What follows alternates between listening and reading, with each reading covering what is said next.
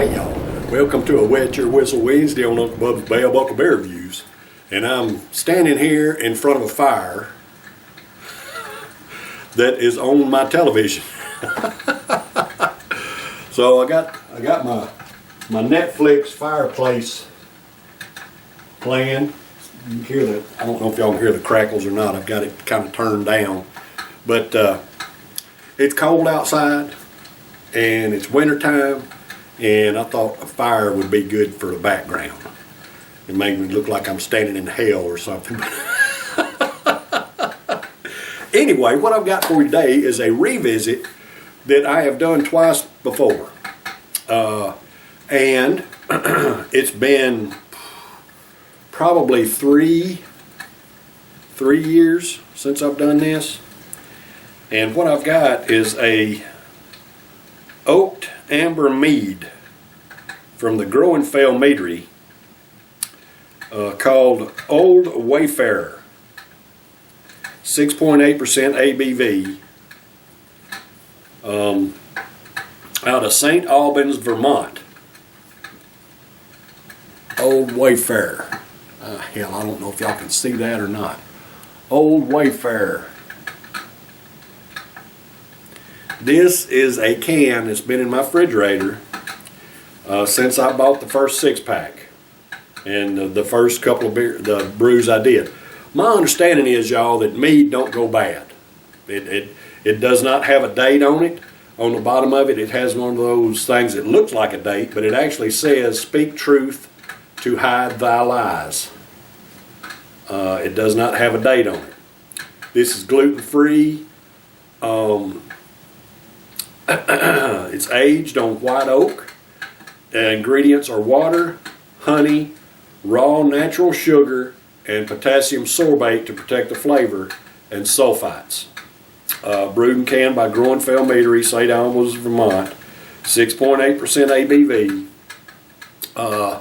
Based on an ancient Germanic warrior's drink, Old Wayfarer is the world's first amber craft mead.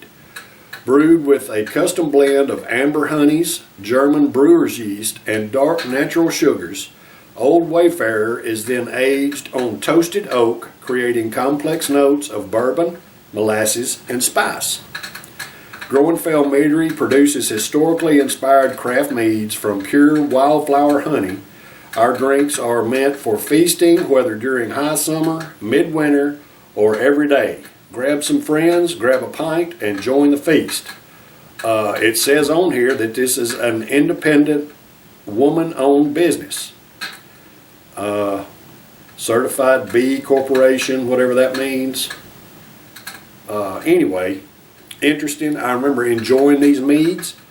And like I said, I've tried several meads. They're either from Havoc Meadery or the Groennfell Meadery, which is the same. It's the same thing. It's just got two different names. So anyway, not supposed to be bad.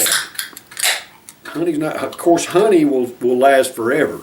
You know, if you store honey, it'll turn to sugar, but it does not go bad. So I don't know if the same applies for mead, because it does have raw sugar in it.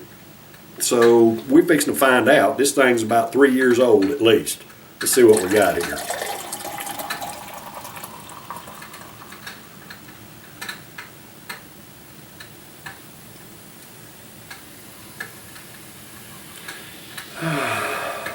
Man, it's beautiful. Look at that.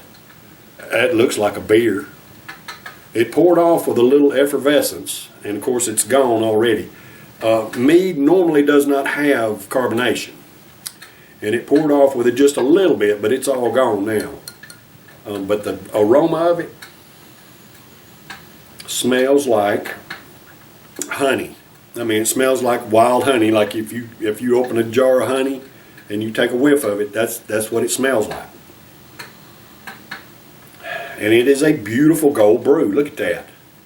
I mean, that's just pretty as it can be. Looks like just a golden Pilsner or ale. Just a pretty brew. And I don't know if you can tell or not, background in the fire there. But, so, Old Wayfarer Oaked Amber Mead by Groennfell Meadery at a 6.8% ABV. So this is for all American workers. Hey, I love and appreciate y'all. It's cold, it's December, it's getting close to Christmas time. Have your little mead if you can get a hold of it. Give it a shot if you ain't never. I've enjoyed the meads. They're not typically my thing because they don't have any carbonation in them, but the flavor is very mild and enjoyable. So this is for all American workers. Hey, I love and appreciate y'all. Y'all, thank you for what you do to provide for yourselves and your families, pay your own way just like I do. Cheers, brothers and sisters.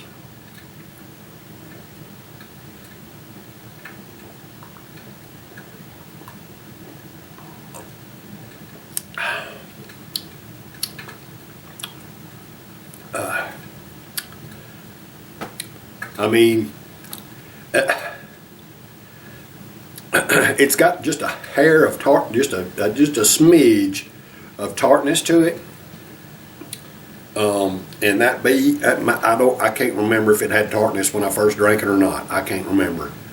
But it's very mild. It's a very mild tartness. It's not, perking you up or nothing like that.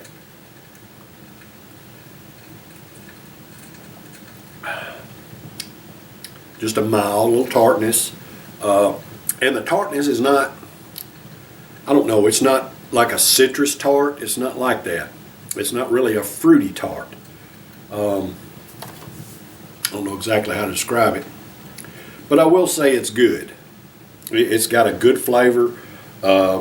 It's got, looking at it now, it looks like it might have just a little bit of cloudiness to it.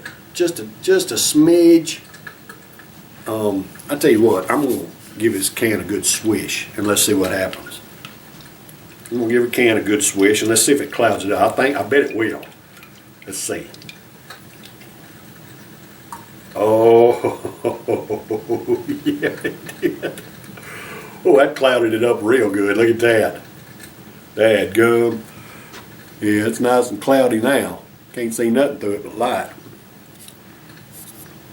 So had quite a bit of sediment in the bottom. Of course, it's been sitting in my fridge for, 3 years. Didn't affect the aroma. Let's see if it affects the flavor.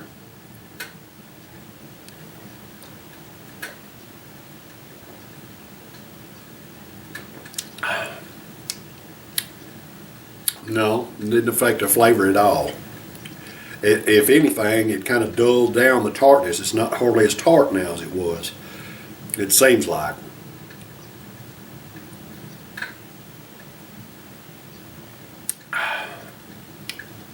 6.8% ABV. All right, you can't tell it. The tartness in it is extremely mild now since I gave the can a swish. It's extremely mild. And this is good.